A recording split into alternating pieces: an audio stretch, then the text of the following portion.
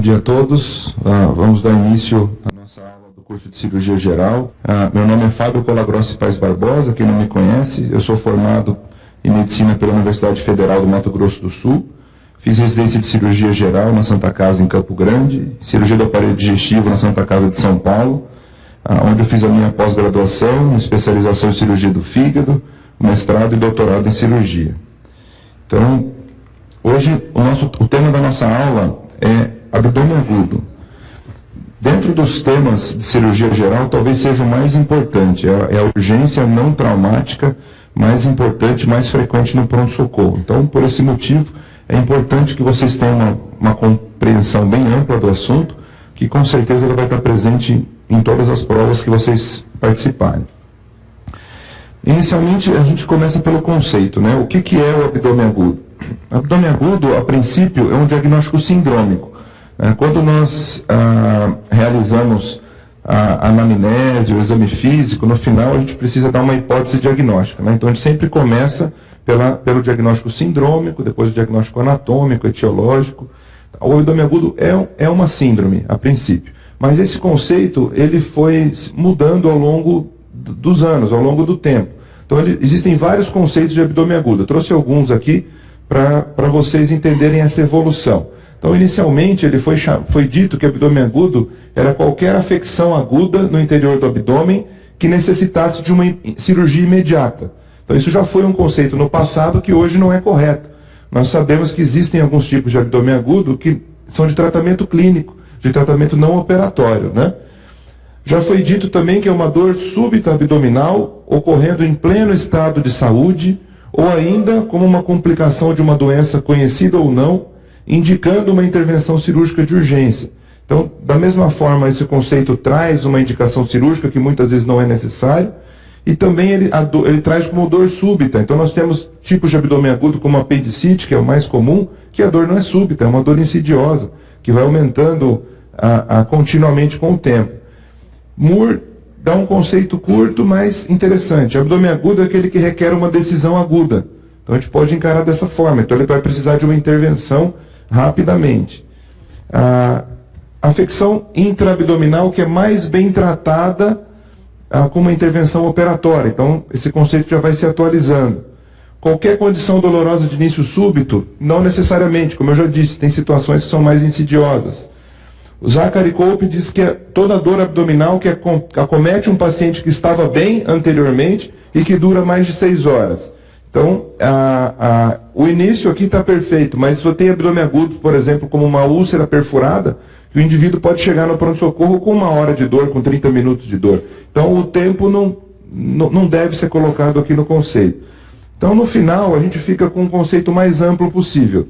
É uma síndrome que cursa com dor abdominal aguda, que leva o doente a procurar um médico ou serviço de emergência e que precisa de um tratamento, seja clínico ou cirúrgico, que se não for tratado, vai evoluir com uma deterioração dos sintomas progressiva e alteração do estado geral. Então, abdômen agudo é uma síndrome e que o principal sintoma é a dor abdominal e que o indivíduo procura um serviço de emergência que precisa ser tratado, seja de forma clínica ou cirúrgica. Não é uma dor abdominal que vai passar sozinha. Ela precisa de uma intervenção, certo? Não necessariamente de cirurgia. E aqui no conceito não tem tempo, porque ela pode ser de alguns minutos até dias, certo? Então, esse é o mais usado hoje em dia na literatura. Lembrar que qualquer órgão, tanto intra quanto retroperitoneal, pode ser a causa. Tá? Então, não necessariamente órgãos do tubo digestivo.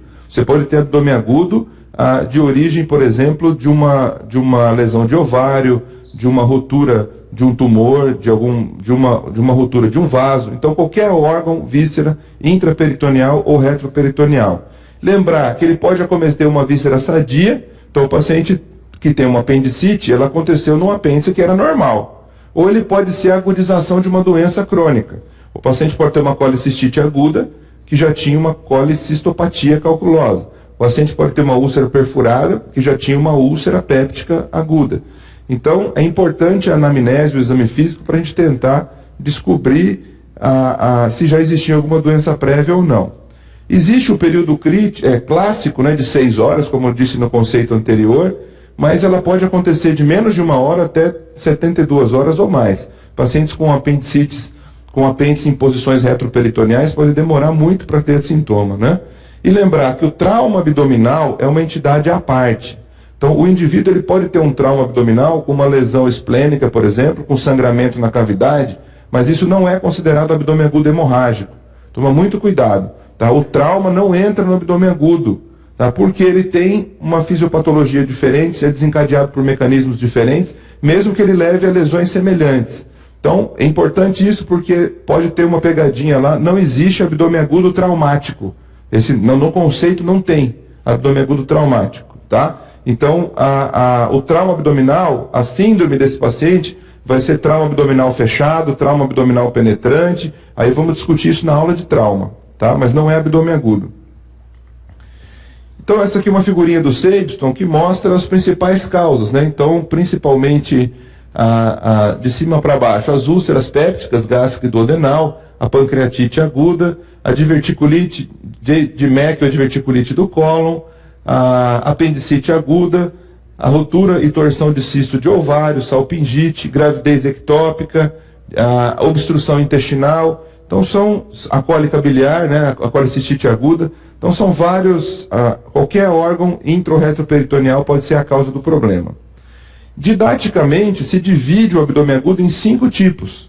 Né? Cada um desses tipos vão ser o diagnóstico sindrômico do paciente. Então, é importante se levar o raciocínio para um dos tipos do abdômen agudo. Então, depois que terminada a história, o exame físico, eu preciso classificar o meu paciente. Qual é a principal hipótese sindrômica? Muitas vezes, ele vai ter mais de uma hipótese, porque essa divisão didática, eles podem se misturar. Tá? Mas existem sinais e sintomas clássicos para cada um deles. Então, eu vou ter o abdômen agudo inflamatório, obstrutivo, perfurativo, vascular e hemorrágico. Tá?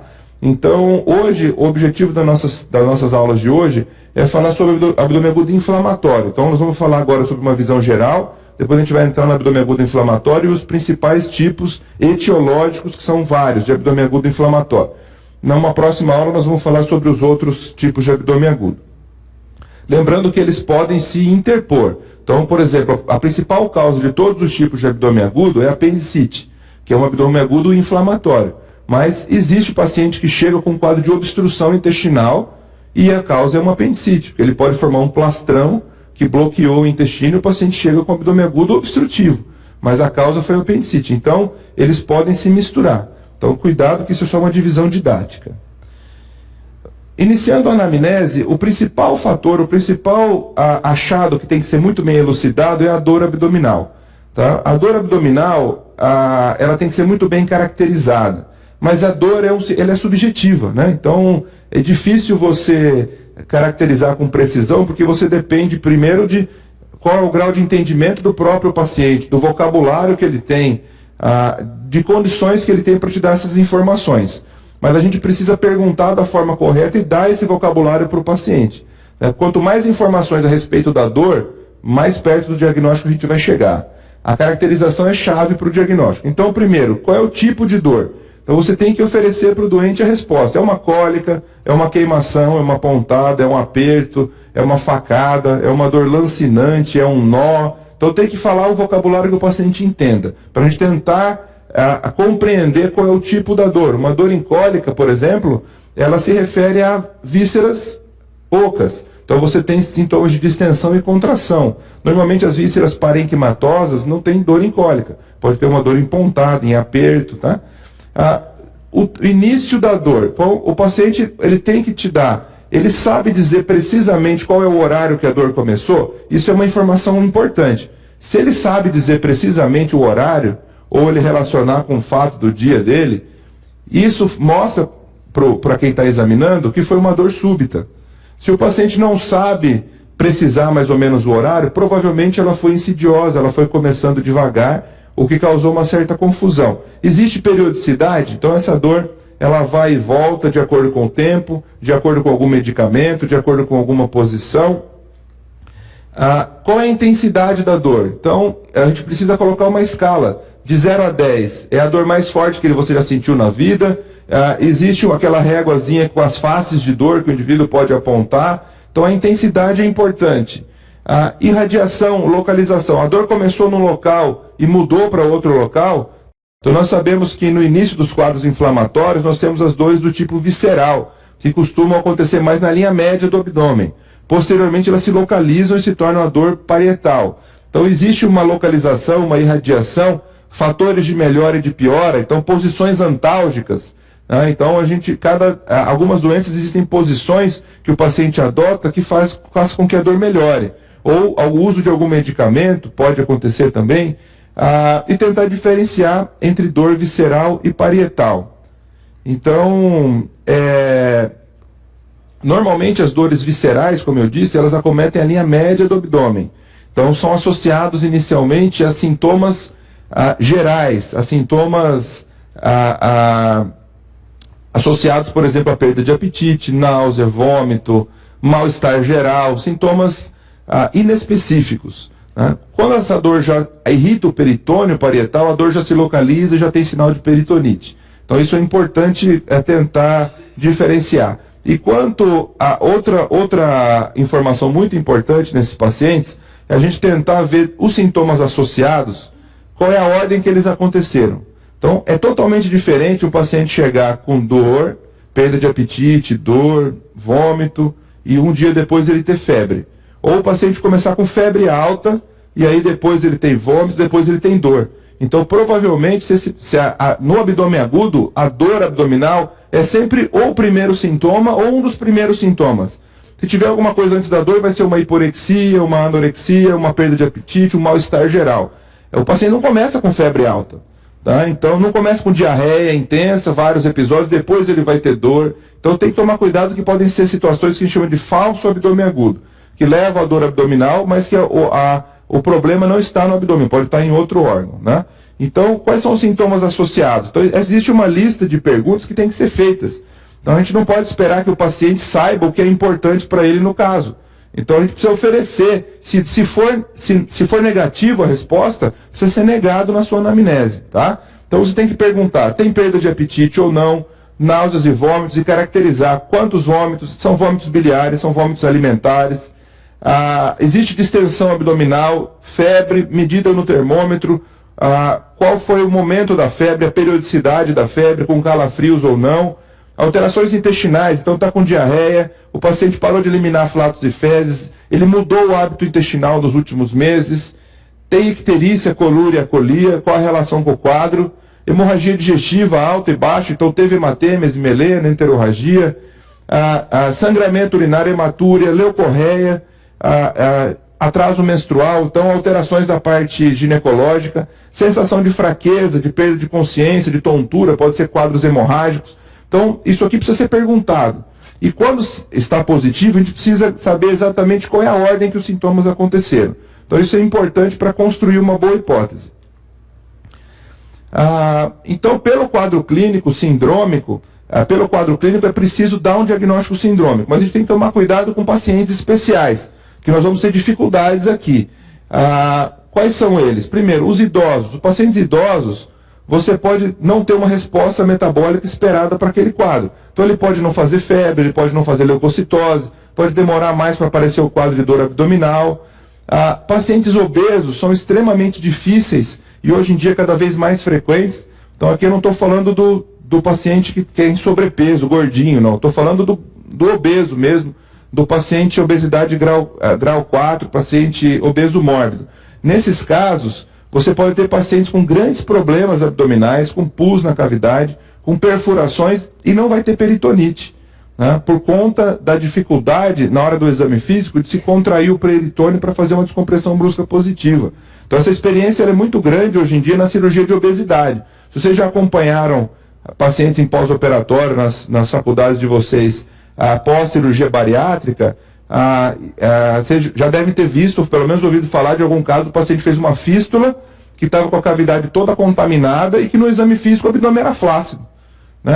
Muitas vezes a única coisa que você percebe é uma taquicardia, uma alteração na gasometria, uma leucocitose, mas o paciente não fica nem com anorexia, ele nem vomita, ele tem o abdômen flácido. Então esses pacientes são extremamente difíceis. Além disso, uma laparotomia branca, uma laparotomia não terapêutica nesses pacientes, ela pode ser extremamente prejudicial, né? Você pode levar a problemas de parede, de hérnias, de eviscerações. E esses pacientes ainda têm dificuldades de exames. Então, você vai fazer um ultrassom, não consegue enxergar bem. O raio-x, o paciente não se enquadra nem no filme. Então, a tomografia, a maioria, hoje em dia, as tomografias maiores, elas têm um potencial melhor em relação ao peso, mas até pouco tempo atrás, existia limite, 120, 130 quilos, para fazer um paciente com tomografia, não podia fazer mais do que isso. O aparelho não suportava. Então, é comum você ter pacientes de 150, 160 quilos. Então, o paciente obeso, mórbido, ele é extremamente grave. Então, você tem dificuldade no diagnóstico. O desnutrido, o imunossuprimido, o usuário de corticoide, de quimioterápico, eles vão ter uma resposta imunológica comprometida. Então você pode, uma apendicite que classicamente você vai ter um plastrão inflamatório, um bloqueio ali do epíplon, o sistema imune vai tentar capsular aquilo. Nesses pacientes pode não acontecer, ele pode perfurar em peritônio livre e fazer uma peritonite difusa. E aí aqui eu destaco principalmente o uso de antibiótico, porque isso aqui é culpa do médico. Então, o uso de antibiótico indiscriminado, sem diagnóstico, acaba mascarando o quadro.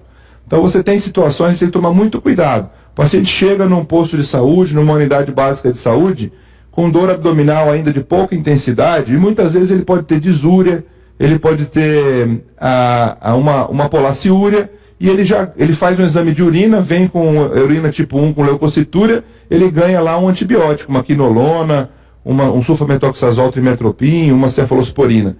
Então, e se isso for um abdômen agudo, cirúrgico, uma apendicite, por exemplo, não vai resolver o problema, mas vai mascarar o quadro. O paciente pode melhorar da dor momentaneamente e voltar no hospital daqui uma semana, 10 dias, já com sepse de origem abdominal. Então tem que tomar muito cuidado. A gente trata a infecção urinária no paciente que tem sintomas baixos clássicos ou paciente que tem urocultura positiva, né? Tomar muito cuidado com isso. Se tem dor abdominal associada, deixa o paciente em observação e descarta outros diagnósticos cirúrgicos. Então, cuidado com antibiótico. Então, a gente vai ver que tem casos de apendicite de mortalidade ainda, de uma doença que já é operada há mais de 100 anos, da mesma forma, e a principal causa é o atraso diagnóstico de casos que vão chegar no hospital terciário já mexidos e complicados. Dos antecedentes, então a história prévia é importante, porque, como eu disse, o abdômen agudo pode ser uma causa aguda de uma doença crônica. Então, saber, o paciente já é portador de colelitíase, já tem úlcera, já é um paciente que tem alguma doença crônica, já fez cirurgia prévia, então ele pode ter bridas e aderências, que vai aumentar a chance de abdômen agudo obstrutivo, uso de medicamentos como anticoagulantes, anticoncepcionais, anti-inflamatórios. Então, o anti-inflamatório aumenta a chance de úlcera péptica, o anticoagulante pode aumentar a chance de sangramento, né? Doenças associadas, como, por exemplo, o DPOC, aumenta a chance de úlcera péptica também, aterosclerose, diabetes e colagenose também aumenta a chance de abdômen agudo vascular, de isquemia e trombose mesentérica. Alterações da parte ginecológica, então o paciente se tem atraso menstrual, qual é a fase do ciclo que se encontra, né? Então, existe, por exemplo, a dor do meio, que é a dor da ovulação, que pode confundir com uma quadro inicial de apendicite. Então, se a paciente do sexo feminino estiver no meio do ciclo, então são informações importantes para se chegar numa hipótese. Tá? No exame físico abdominal, então, vai ser feito um exame físico geral e um exame físico abdominal bem pormenorizado. Existem vários epônimos, eu coloquei aqui para vocês, porque frequentemente eles estão presentes nas provas, né? Então, é importante que vocês conheçam os mais frequentes. O que é o sinal de Bloomberg? O sinal de Bloomberg é a dor à descompressão brusca do ponto de McBurney. Né? Então, a gente vai ver na aula de apendicite que o ponto de McBurney, você traça uma linha entre a cicatriz umbilical e a espinha ilíaca antero-superior, divide em 3 partes, entre a parte medial e a externa é o ponto de McBurney. É o ponto de mais provável localização do apêndice, da ponta do apêndice. Então, se você comprime, o paciente tem dor, mas ele tem uma dor mais importante, a descompressão, isso é um sinal de peritonite, porque você tem um descolamento do peritônio parietal daquela víscera inflamada, muitas vezes com uma secreção purulenta ao redor. O sinal de Murphy, que é mais comum para a colecistite aguda.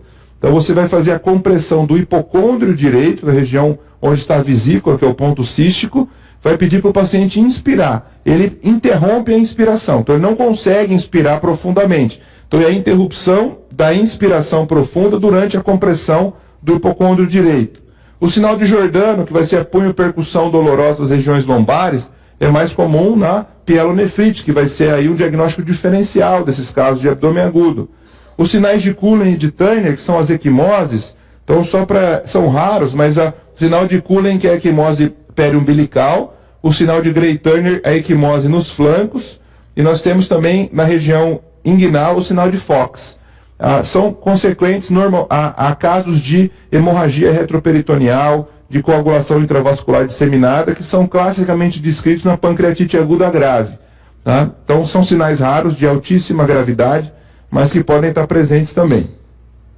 O sinal de Joubert, então você faz a percussão do hipocôndrio direito, se espera que seja maciço pela presença do fígado. O sinal de Joubert é a perda da maciçez durante a percussão do hipocôndrio direito. Então, ele é um exame clínico que pode mostrar que tem ar naquela região. Pode ser um pneumo peritônio, causando isso, um abdômen agudo perfurativo, ou pode ser simplesmente uma alça do cólon naquela região.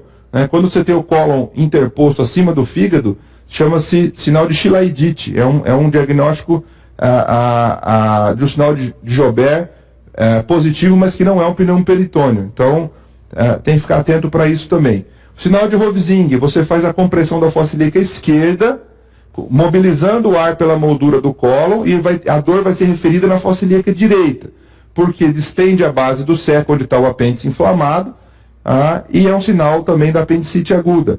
O sinal de Lenander, então você vai medir a temperatura axilar e retal. Vai ter uma diferença acima de 1 grau, a temperatura retal maior do que a axilar acima de 1 grau. Quer dizer o quê? Que tem uma peritonite. Não necessariamente uma apendicite, mas qualquer peritonite pode causar isso. Exames complementares no abdômen agudo, então, uma vez que você fez essa história, o anamnese, o exame físico, os antecedentes, você tem a obrigação de chegar num diagnóstico sindrômico, pelo menos, numa hipótese principal e diagnósticos diferenciais. A partir daí, nós vamos para exames complementares. Então, normalmente, o hemograma e o exame de urina são exames que ajudam, né? Então, nenhum deles é definitivo, mas você sabe, no abdômen agudo inflamatório, por exemplo, uma apendicite, se espera uma leucocitose leve, com um desvio à esquerda, 13, 14, 15 mil leucócitos. No abdômen agudo vascular, com uma isquemia mesentérica, você já tem uma leucocitose maior, de 20, 30 mil leucócitos. Então, ele pode ajudar em relação a isso. O exame de urina, ele ajuda, mas ele não é definitivo. Então, você pode ter um paciente com apendicite, por exemplo, que tenha leucocitura e até hematúria, se o apêndice estiver irritando o ureter, se estiver retroperitoneal. Mas são informações que vão se somando, né? As enzimas pancreáticas, a amilase, a lipase, são fundamentais no diagnóstico de pancreatite. Então, se eu tenho uma suspeita de pancreatite aguda, elas devem ser solicitadas, mesmo porque é um dos tipos de abdômen agudo que causa muita dor abdominal, que não é de tratamento cirúrgico, né? Então, ele pode tirar o paciente de uma laparotomia. O raio-x, existem aquelas incidências, são os raios-x do abdômen agudo, né? Quais são? É o raio-x de tórax em PA e o raio-x de abdômen em pé e deitado. Então, essas 3 incidências têm que ser feitas sempre. O raio-x ele é fundamental e ele é praticamente uma continuação do próprio exame físico para os casos de abdômen agudo perfurativo, que vai mostrar o pneumo peritônio, e abdômen agudo obstrutivo, que vai mostrar os níveis hidroaéreos, que vai mostrar o empilhamento de moeda, o edema de alça. O abdômen agudo inflamatório, o vascular e o hemorrágico, ele não dá nenhum dado direto, concreto, mas ele ajuda em diagnósticos diferenciais. Ele pode dar dados indiretos. Então, o raio-x, você sempre pode ver tanto o pneumo peritônio, o aumento da cúpula do diafragma, o derrame pleural, uma pneumonia de base, que é um diagnóstico diferencial do abdômen agudo, a presença de coleções, corpo estranho, líquido na cavidade. Então o raio-x sempre ajuda, ele acaba sendo parte de um protocolo de investigação, mas ele é fundamental no obstrutivo e no perfurativo. O ultrassom e a tomografia, por outro lado, são exames excelentes para o abdômen agudo inflamatório, né? E a ultrassom, por exemplo, não é um bom exame se tiver muito gás. Tá? Então ele vai ver se tem líquido, coleção, espessamento da parede das vísceras. Então nos casos inflamatórios ele vai ser muito usado. E a tomografia, que é um exame mais específico para algumas doenças, também é excelente para vísceras maciças, para ver o fígado, para ver o pâncreas, para ver o baço, para ver coleções, avaliar os órgãos retroperitoneais, os grandes vasos. Então são exames que são muito úteis também nessa avaliação do abdômen agudo. O objetivo, então, nosso aqui é dar o diagnóstico sindrômico. Por quê? Porque o importante é a gente acertar a conduta. Eu preciso saber, esse paciente é clínico ou é cirúrgico?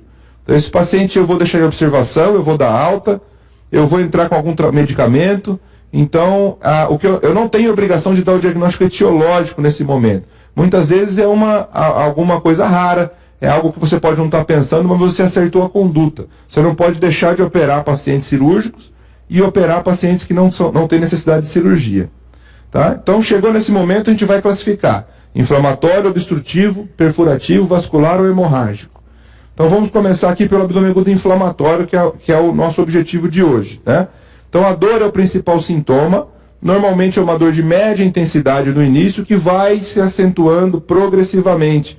Mal definida, porque ela é uma dor visceral. E depois ela se localiza. Se for uma apendicite, ela vai na fossa ilíaca direita, uma diverticulite na fossa ilíaca esquerda, uma colecistite no hipocôndrio direito.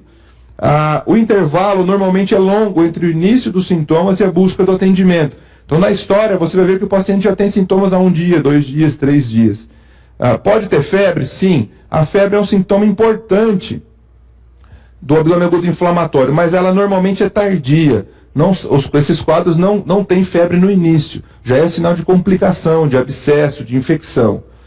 Normalmente a percussão e a palpação são muito dolorosas. Né? Então você tem o início da dor, uma dor leve, insidiosa, associada a sintomas autonômicos, visceral, e depois ela se localiza e se torna mais intensa. Então é um intervalo longo para buscar o atendimento. Normalmente, por conta da inflamação, você vai ter um ilho paralítico e os ruídos vão estar diminuídos ou ausentes. Ela pode ter posições antálgicas, né, na maioria delas. A leucocitose também é comum, você tem, dependendo da doença, mais ou menos, mas ela está sempre frequente. A amilase e a lipase acima de 3 vezes a normalidade na pancreatite, são exames importantes. O raio-x ele é inespecífico, você vai ver uma opacidade, um velamento, um ilho. O ultrassom e a tomo são os melhores exames, e a maioria são de tratamento cirúrgico. Né? Você tem a pancreatite, que é de tratamento clínico, você tem a diverticulite não complicada, que é de tratamento clínico. Então, as principais etiologias são a apendicite, que é a mais comum, vai ser um tema de uma próxima aula. A colecistite, a pancreatite, a diverticulite e a doença inflamatória pélvica são as outras causas mais frequentes. Então, vamos começar falando aqui de uma causa importante, que é a colecistite aguda. Então, nós estamos dentro do abdômen agudo inflamatório, uma etiologia importante é a colecistite aguda. Então, a colecistite aguda, ela é causada, na grande maioria das vezes, de 90% a 95% por cálculos. Então, ela é uma colecistite aguda litiásica. Então, é a pedra na vesícula que causa esse problema. Porém, somente 5% dos pacientes com cálculo vão desenvolver colecistite. Então, cuidado com a terminologia. Né? Uma coisa é a colelitíase. O paciente tem cálculo. Esse paciente pode ter cólica biliar. Ele comeu alguma coisa mais gordurosa, ele sente uma dor, uma cólica, um empachamento, que ele toma um antiespasmódico e melhora. Outra coisa é a colecistite aguda. A colecistite aguda é uma inflamação aguda da vesícula, que tem que ser tratada. É um abdômen agudo. Né? Senão ela vai levar a uma deterioração do estado geral. Tá? Outra coisa é a coledocolitíase, é quando você tem um cálculo na via biliar principal, que vai causar uma alteração colestática, icterícia, colúria, colia. Aqui eu não estou falando disso, eu estou falando de colecistite aguda. O que causa essa colecistite é a obstrução do cálculo na saída do ducto cístico no infundíbulo da vesícula. Tá? Então é a obstrução da saída da vesícula. Então normalmente, que tamanho de cálculo? São cálculos grandes. Porque os cálculos pequenos, os microcálculos, eles acabam migrando para a via biliar principal. O que não migra, ele obstrui, impacta, são cálculos grandes. Isso vai fazer com que haja um aumento da pressão na vesícula, a mucosa ela secreta líquido, ele não vai conseguir drenar, a vesícula vai ficando cada vez mais túrgida, até o momento em que isso ultrapassa a pressão da própria perfusão da vesícula, e ela vai isquemiando, necrosando, podendo perfurar. Tá? Então, a fisiopatologia é por obstrução da saída da vesícula, do infundíbulo do cístico. A clínica, qual que é a clínica mais importante? É uma dor no quadrante superior direito, na região do hipocôndrio direito. Diferente da cólica biliar, é uma dor intensa, o paciente vai ter febre, ele vai ter vômito, náusea, perda de apetite, pode ter uma massa palpável por um plastrão inflamatório, que esse processo é lento, então o organismo vai tentando bloquear esse processo inflamatório e ele vai ter o sinal de Murphy. O sinal de Murphy, então, vai ser a interrupção da inspiração, da respiração durante a compressão do hipocôndrio direito. A cólica biliar não tem sinal de Murphy, tá? Aqui tem leucocitose, pode haver alteração de enzimas, leve alteração de bilirrubina, fosfatase, gama-GT, TGO e TGP, pode haver, mas isso são sinais pouco intensos e pouco frequentes. Na maioria das vezes você não tem obstrução da via biliar para ter alteração desse tipo. Tá? Normalmente é só a leucocitose que é encontrada. O diagnóstico, então, ele é feito através da clínica, do exame físico, da história do paciente que já tem cálculo biliar sabidamente. O melhor exame é o ultrassom. O ultrassom ele é um exame excelente para ver a vesícula, até melhor do que a própria tomografia. Tem uma sensibilidade e especificidade de 95%. Então, o que você vai ver no ultrassom? Então, primeiro, a parede da vesícula está espessada, acima de 4 milímetros. Você pode ver líquido ao redor da vesícula, líquido perivesicular. Sinal de Murphy ultrassonográfico é a mesma coisa, só que com o aparelhinho. Pede o paciente inspirar, ele não vai conseguir. E, principalmente, o cálculo impactado. Então, o ultrassom vê que tem um cálculo preso no infundíbulo. Quando muda o paciente de decúbito, esse cálculo não move. Então, isso é sinal de colecistite aguda. Tá? Então, nós temos aqui um ultrassom mostrando líquido perivesicular e a presença do cálculo impactado. Então, isso aqui é a sombra acústica posterior. Então, tem um cálculo grande impactado no infundíbulo, parede espessada, líquido perivesicular e clínica compatível, colecistite aguda. A tomografia, a cintilografia, casos raros e duvidosos. Mas o ultrassom, ele é o melhor exame para isso. Tá? Tratamento. Então, aí fica uma dúvida, né? Vocês já podem ter visto cada um nos hospitais de vocês. Eu vou fazer tratamento clínico inicial, esfriar o processo, eu vou fazer cirurgia direto ou não. Então, sempre existiu essa discussão na literatura, né? Hoje em dia nós temos já um norte para isso. A princípio, vai internar o paciente, já vai entrar com antibiótico, analgesia, corrigir os distúrbios que ele possa ter, mas o tratamento é cirúrgico. Então, hoje em dia a literatura ela é clara em relação a isso. O tratamento da colecistite aguda é cirúrgico. Então, antigamente existia uma dúvida se eu esfriava o processo. O que é esfriar o processo? É dar antibiótico para o paciente, esperar 2 a 3 meses e operar ele depois. Qual que era o receio? O receio era que se operar o paciente nesse quadro agudo, poderia ter dificuldade no hilo da vesícula e causar lesões de vias biliares. Né? Então, o que se percebeu depois com o tempo é que o problema não é o quadro agudo, é o quadro subagudo. Se você opera o paciente nos primeiros 3 dias que ele interna, a cirurgia ela é sangrativa, tem inflamação, mas você não, as aderências são frouxas. O problema é depois de 7, 10, 15 dias, essas aderências vão ficando mais firmes. Mas mesmo assim, se você não opera o paciente e esfria o processo, você tem que conviver com uma taxa em torno de 30% de complicações. Então esse paciente pode fazer abscesso hepático, ele pode fazer colangite, perfuração da vesícula e acabar tendo que ser operado na emergência de qualquer forma. Então a maioria dos serviços hoje adota a colecistectomia na chegada do paciente. Não é um paciente que precisa ser operado 3 horas da manhã. Você pode entrar com antibiótico, hidratar o paciente e no dia seguinte operar. Então não é uma emergência como uma úlcera perfurada, como um baleado, mas ele deve ser tratado o mais rápido possível. Né? A aberto-laparoscópica, hoje em dia também nós não temos mais essa dúvida. Né? Então, fora o apelo estético, que nesse caso é o menos importante, a videocolecistectomia ela é melhor em todos os aspectos. É melhor na recuperação do paciente, muitas vezes ele é mais fácil de se fazer, você tem uma visão por baixo da região do hilo da vesícula, tem uma recuperação mais rápida, então é videocolecistectomia, tá? Mesmo nos casos de colecistite aguda, é videocolecistectomia. E como é o procedimento, vocês já devem ter acompanhado, né? Então se coloca um trocáter de 10 milímetros na região do umbigo, onde vai entrar a câmera, um de 5 milímetros no epigastro, abaixo do chifoide, para a mão direita do cirurgião, um outro de 5 milímetros abaixo do rebordo costal na linha hemiclavicular, para a mão esquerda do cirurgião, e um outro de 5 milímetros na linha axilar anterior, que é para a mão esquerda do auxiliar. Então, você vai desperitonizar essa região do hilo da vesícula, localizar o triângulo de Calot, né, que é formado pelo ducto cístico, pelo ducto hepático e pela borda do fígado. Dentro do triângulo de Calot nós temos a artéria cística, né, que é ramo da artéria hepática direita. Então vai ser feita a ligadura, a clipagem do ducto cístico e da artéria cística, proximal e distal, e a secção. Posteriormente a vesícula vai ser liberada do fígado e vai ser retirado normalmente num saco plástico. Então aqui a gente vê o isolamento do ducto cístico, é uma cirurgia muito realizada eletivamente, mas aqui num caso de urgência, né, da colecistite aguda. Então aqui nós vemos a tração que deve ser feita em região ao ombro direito, em região aqui ao membro inferior direito para abrir o triângulo de Calot. E essa é a visão que nós temos no intraoperatório, né? Tomar cuidado localizar o colédoco, né, para ele não causar nenhuma iatrogenia aqui nessa região. Então o isolamento do ducto cístico, mais uma vez, a clipagem proximal e distal, e do cístico e da artéria, e depois a remoção da vesícula.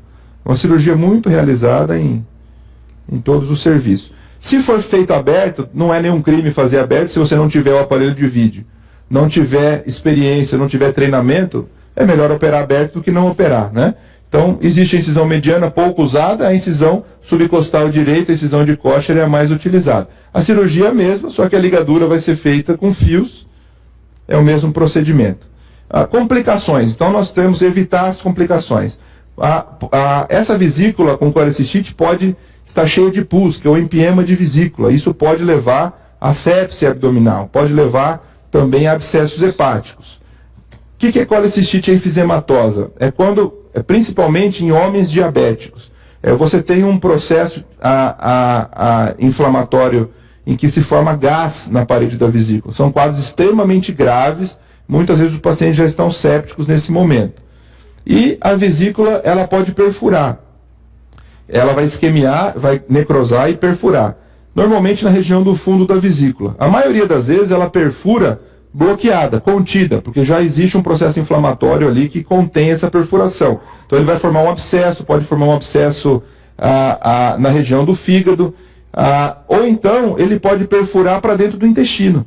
Então se ela estiver colada, por exemplo, no duodeno, essa isquemia vai expulsar o cálculo para dentro do duodeno, esse cálculo vai ser expelido pelas fezes, ou se ele for muito grande, ele pode impactar no final do íleo, na válvula iliocecal, causando o que a gente chama de íleo biliar, né, que é uma outra complicação que pode acontecer, um abdômen obstrutivo que é causado por uma pedra da vesícula que fistulizou para o intestino, né? E perfuração em peritônio livre é raro, porque o quadro não é tão agudo assim, a não ser que o paciente seja imunocomprometido. Então nós temos a colecistectomia de urgência. Então aqui a presença de um abscesso já com nível hidroaéreo na região da vesícula e um cálculo sendo retirado do intestino depois do diagnóstico do íleo biliar. Então a perfuração livre ela é rara, a maioria você vai ver que tem líquido ao redor da vesícula formando um abscesso, então esse abscesso tem que ser drenado. E, passou muito. A colecistite enfisematosa, mostrando, o próprio raio-x mostrando que tem gás ao redor da vesícula, né? Então são casos extremamente graves, pacientes sépticos. Então aqui uma outra imagem mostrando o gás ao redor da vesícula num cálculo gigante. A tomografia é muito boa para você ver o próprio fígado. Então você vai ver que tem um abscesso ao redor da vesícula. Então essa vesícula já complicou. Ela já perfurou na face hepática e aí vai ficar contido, formando um abscesso hepático que tem que ser drenado junto com a cirurgia da vesícula, né? Vai tirar a causa e vai drenar o abscesso. Existe colecistite sem cálculo? Existe. A colecistite alitiásica, mas é raro. Então, em torno de menos de 5% dos casos. O que causa isso? A causa ela é meio incerta. Provavelmente é alguma coisa que causa isquemia da parede, né? São pacientes graves, que são imunossuprimidos, renais crônicos, em diálise, usuários crônicos de nutrição parenteral, pós-trauma, pós-queimadura, intubação prolongada, pacientes de CTI. Então, provavelmente existe uma estase na vesícula e uma isquemia da parede. Ela é mais grave, ela é fulminante, ela tem alta mortalidade e ela deve ser operada. Tá? O tratamento é cirúrgico. Agora, o difícil é dar o diagnóstico, né? Porque esses pacientes estão na UTI, muitas vezes eles têm líquido na cavidade, eles já têm algum grau de desnutrição. Aí quando você faz um ultrassom, você vai ver líquido, a vesícula pode estar espessada por esse motivo. Então você acaba não tendo a clínica porque ele está entubado. Então agora, se tiver uma clínica compatível com Murphy positivo, leucocitose e a parede da vesícula espessada, ele é cirúrgico, colicistite A litiásica, tá? Então aqui uma imagem de uma vesícula espessada, a parede delaminada, então fica líquido na própria parede da vesícula, se o paciente não tem cálculo, mas é um caso cirúrgico. Outra complicação é a síndrome de Mirizy, né? Não sei se vocês já ouviram falar. Ela é rara, menos de 1% das colicistectomias. Quando você tem esse processo inflamatório tão intenso na região do infundíbulo, ele pode comprimir a via biliar principal, de fora para dentro. Tá? Então ele vai obstruir o ducto hepático por uma compressão extrínseca da vesícula. Então ele tem um grau de 1 a 4, de acordo com a presença ou não de fístula da própria vesícula para o ducto hepático, e o tratamento vai variar desde uma colicistectomia simples até uma realização de uma anastomose biliodigestiva. A diferença é o que o paciente vai estar ictérico. Então, se o paciente com colicistite aguda tem icterícia, a princípio não. Agora, se ele tiver síndrome de Mirizy associado, tem, porque vai ter uma obstrução da via biliar, né? Então, essa é uma imagem de uma CPRE mostrando que tem uma compressão extrínseca empurrando a via biliar.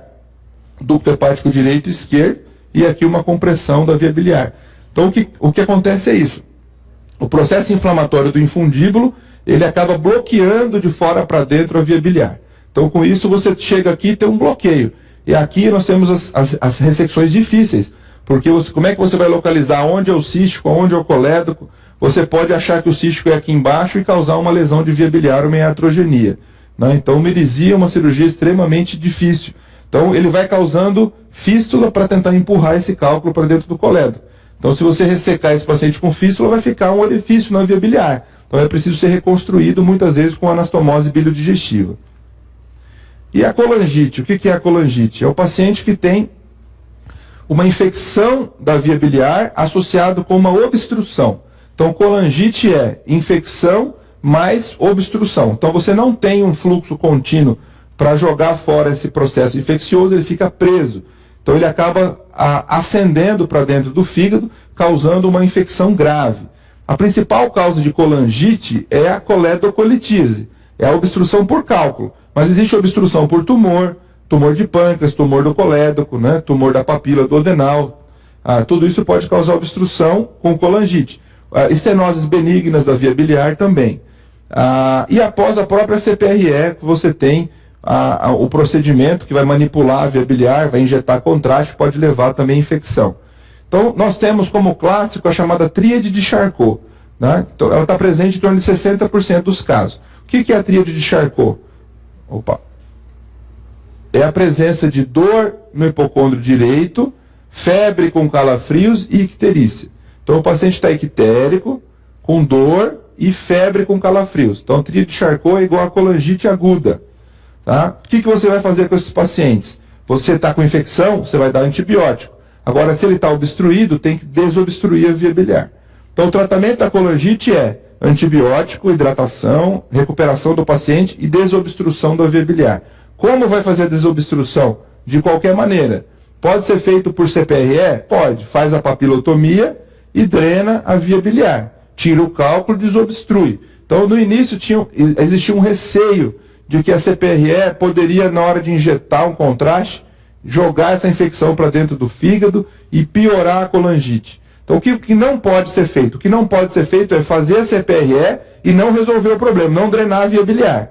Se você fez a CPRE, jogou contraste e não tirou o cálculo, esse contraste vai ser jogado sob pressão e junto com o processo infeccioso. E aí ele vai ficar estagnado na via biliar, vai piorar a colangite. Então, o importante é drenar a via biliar. Se não tiver CPRE disponível, cirurgicamente, abre-se a via biliar, tira o cálculo, coloca um dreno de Kerr. Tá? Então, tem que desobstruir a via biliar. E a colangite tóxica, a colangite grave, ela tem a pêntade de Raynaud associada. O que é a pêntade de Raynaud? É a própria tríade de Charcot, que é a dor em hipocôndrio direito, febre com calafrio e icterícia, associada a choque séptico. Então, o paciente vai ter o quê? Hipotensão e alteração do nível de consciência, distúrbios neurológicos. O paciente está em choque séptico. Tá? Então, esse é a pêntade de Raynaud. Nesses casos, você tem o mesmo tratamento, antibiótico, a CPRE ou a cirurgia descompressiva de urgência, com alta mortalidade. Então, a mortalidade da colangite é em torno de 25%. São pacientes graves, muitas vezes pacientes jovens com doença benigna. Então tem que ser tratado de forma aguda e agressiva, tá? Então agora vamos fazer algumas questões aqui.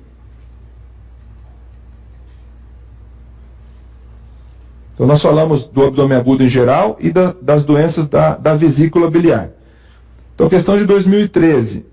Uma mulher de 65 anos, obesa, com cólica biliar pregressa, apresenta timpanismo difuso e raio-x simples do abdômen com aerobilia. Qual o diagnóstico mais provável? O que é aerobilia? É a presença de gás na via biliar, né? Então é uma colicite enfisematosa. Colicite enfisematosa, o gás na parede da vesícula. Divertículo de Meckel perfurado. Então o que é o divertículo de Meckel? Aquele divertículo verdadeiro que fica 30 a 40 centímetros da válvula ileocecal. Se ele perfurar, ele vai causar o quê? Pneumo peritônio, né? Obstipação intestinal por câncer de cólon ascendente com necrose. Vai ter um sinal obstrutivo, mas não tem nada a ver com aerobilia. Ilho biliar, que é a resposta aqui da questão, né? Então, por que é o ilho biliar? Porque ao mesmo tempo vai ter um quadro obstrutivo, e se ele tem uma comunicação da vesícula com o intestino, você vai ter ar na via biliar, tá? Então, o ilho biliar é a resposta. Ilho paralítico por colicite aguda, também não tem nada a ver com aerobilia. Questão 2013. Paciente de 40 anos, masculino, apresenta um quadro com dor abdominal difusa, com início hoje, mais intensa no andar superior do abdômen, com exame físico com uma frequência cardíaca de 98, com sinais de irritação peritoneal em todo o abdômen, sem massas ou vísceras palpáveis. Ao ser levado à cirurgia, qual é a melhor incisão? É a incisão de Fanny Steele, que é a incisão lá da cesariana, lá embaixo, incisão de Kocher, que é a subcostal direita, mediana, McBurney, que é a incisão do apêndice, ou oblíqua subcostal esquerda. Então, o que ele está cobrando nessa questão? Peritonite difusa, independente da causa, é igual a incisão mediana. Ou videolaparoscopia ou incisão mediana. Por quê? Porque você vai precisar lavar toda a cavidade abdominal. Então, não se faz incisões laterais, periféricas, em pacientes com peritonite difusa, independente se é apendicite, colecistite, qual que é a causa do problema, tá? No ilho biliar, o local mais frequente de impactação do cálculo é...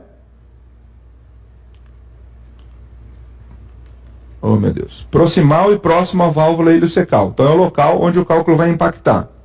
O local mais fino. A ultrassonografia é um método de imagem frequentemente utilizado no diagnóstico de colicistite aguda com índices de sensibilidade e especificidade em torno do quê? Estão perguntando porcentagens, né? Então a gente não precisa saber, você tem que saber que é alta, né? Então, qual que é a resposta aqui? A letra A, 85 a 95%. Uma mulher de 45 anos chega ao pronto atendimento com queixa de dor abdominal, febre e urina escura. Tem como antecedente história de colecistectomia há 2 meses. Ao exame físico, apresenta-se ictérica 2 cruzes em 4 e o leucograma exibe leucocitose. Qual a primeira conduta? Então, um paciente jovem que fez uma colecistectomia há 2 meses, está com dor, febre e urina escura, provavelmente uma colúria. Certo? Então, dor, febre, icterícia, colúria, provavelmente qual o diagnóstico? Colangite. Então, se ela fez uma cirurgia recente da via biliar, ou pode ter um cálculo residual, ou pode ter alguma lesão da via biliar. Então, a primeira conduta aqui é iniciar antibiótico, né, para um quadro de colangite e depois providenciar a desobstrução e a investigação da via biliar.